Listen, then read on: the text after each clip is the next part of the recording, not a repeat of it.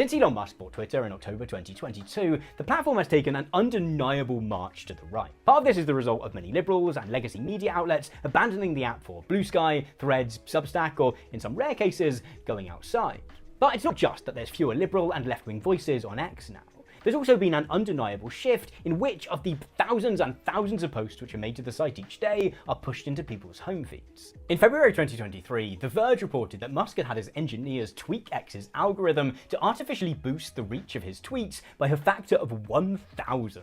Which, alongside paying someone to win at video games for you, is probably the lamest thing that anybody's ever done. And yet, this artificial boosting also appears to extend to Musk's fellow travelers on the global right. I follow vanishingly few conservatives or far-right voices on X. I rarely engage with such accounts, even to criticize. And yet, my feed is an absolute sewer of, frankly, cranks and loonies. It's not even like my feed is populated by articles from The Telegraph or The Spectator or The Sun. At this point, I would kill to be getting recommended articles from The Telegraph.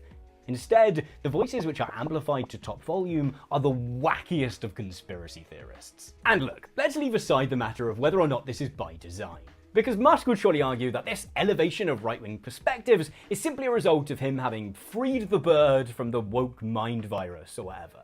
In truth, he'd tell us the voices of racists and climate deniers should have always been this loud. The European Commission is currently investigating whether or not X is guilty of information manipulation, and I'm sure Musk will be only too happy to cooperate fully with that investigation in order to clear his name. And yet, whatever the reason for it, it's hard to ignore the absolute chasm which has opened up between the perception of reality which dominates X and the world outside.